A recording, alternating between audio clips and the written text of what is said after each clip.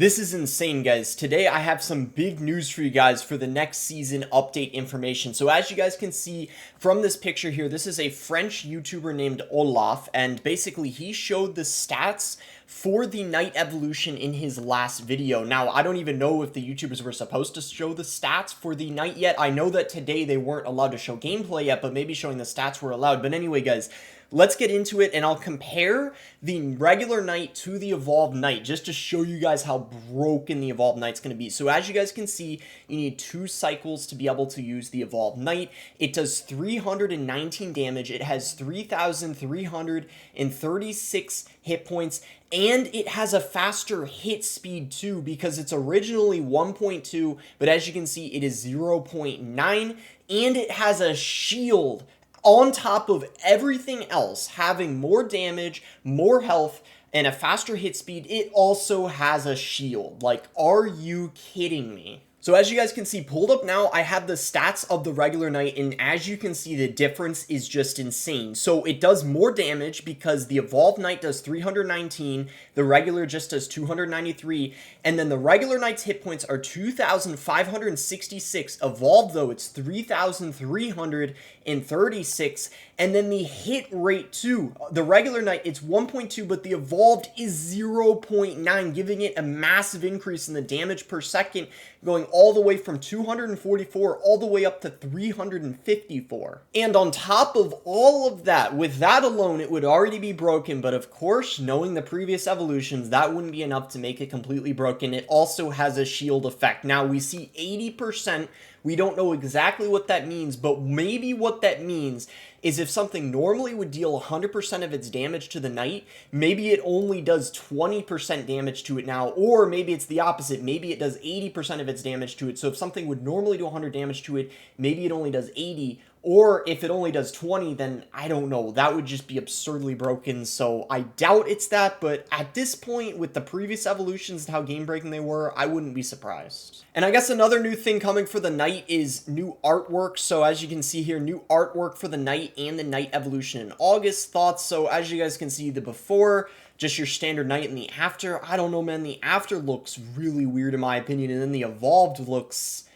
I don't know. I don't know, guys. Does that look better or worse? I've kind of have mixed feelings about this. You can see my boy looking fly. I prefer the old knight. Well, yeah, I don't know. But this, on the other hand, definitely looks awesome in my opinion. Loading screen for next season. So it's a 1 HP, I guess, King Tower. And wow, yeah, just all the troops gathered around. That looks really cool. And a lot of other people really like it. That is so cool. Oh my god, would be cool if the HP bar was the loading bar. Alright guys, and the other big thing I wanted to talk about this video that is pretty important are obviously the final balance changes are now out.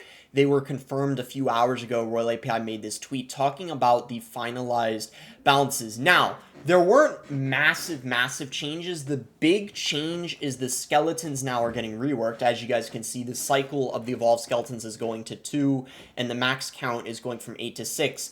I feel like they're still going to be pretty bad in comparison to the other evolutions, especially the barbarians. They're going to be very broken next season. I'm going to explain why.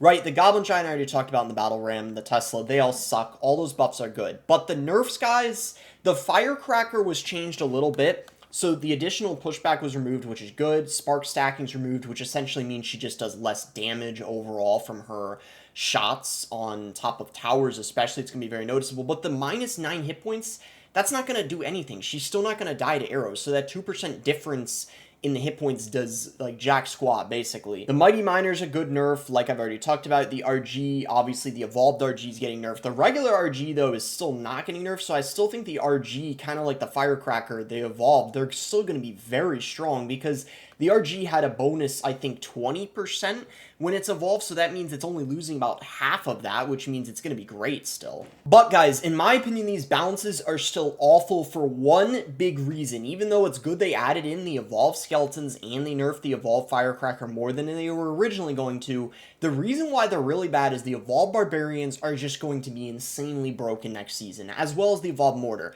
I made a tweet saying I can't believe evolved barbarians didn't get a nerf. There's 50 people in the top 200 using them right now, which is absolutely absurd. As you guys can see, there's 50 people currently inside of the top 200 using them. And I want to put that into perspective for you guys. So as you can see, Royale API, when I made that tweet, there's 50, now there's 49. Okay, one less. One less. Oh my goodness. But guys, let's look at the evolved Royal Giant and see. So there are only 38 evolved Royal Giants inside of the top 200, yet the evolved Barbarians didn't get nerfed, even though there's 49.